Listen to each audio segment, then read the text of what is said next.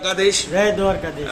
અમૃત પુષ્પ કેન્દ્ર ચલાલા ભાવેશભાઈ ઠુમ્મર. અમૃત પુષ્પના સેવનથી ખૂબ સારું રિઝલ્ટ આવ્યું છે. ભાઈ આવ્યા છે, એમની સાથે વાતચીત કરીએ. ભાઈ, કયું ગામ?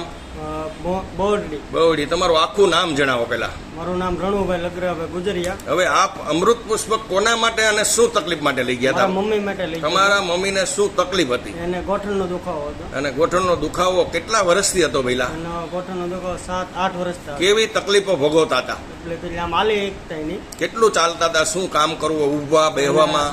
બેહવામાં તકલીફ પડતા. માલ ઢોરનું ન કરી શકતા. પગ લાંબા કરવા હોય તો થતા નહીં, ન થતા. બેહી ન એકતા. અને તો પછી તો કામ તો હેનું થાય? સીતારામનું ભજન કરો. એટલે આમાં આ પીડા કેટલા વર્ષ જૂની પહેલા? એ તો 8-9 વર્ષ.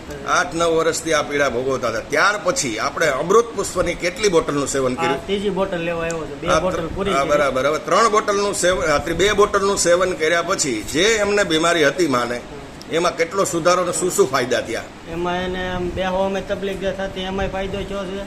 અને આમ હાલી સાલી એક હવે કેટલું હાલે છે? આમ ઘણું હાલી. માલ ઢોરના કામ કરી શકે છે? ભેહું દોવે છે? પેલા નો ટેબલ રાખવું પડતું. ટેબલ રાખવું પડતું. બરાબર. અત્યારે ઉબડક બેન ભેહું દોઈ શકે એટલે હવે તમારી બીમારી તો કઈ છે નહીં એવું જ ગણી લેવાય ને. તો તમારી દ્રષ્ટિએ કેટલા ટકા સુધારો કહી શકાય આપણે?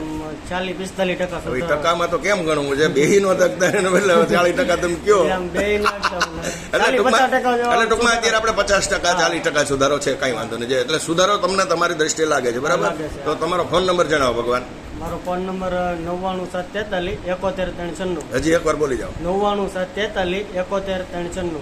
આવી તકલીફ વાળા કોઈ લોકો તમારી આગળ અમૃત પુષ્પની જાણકારી માગે તો પ્રેમથી અને અમૃત પુષ્પ વિશેની માહિતી આપજો. જય દ્વારકાધીશ. જય ગુરુ મહારાજ. જય દાન મહારાજ. જય સિયારામ.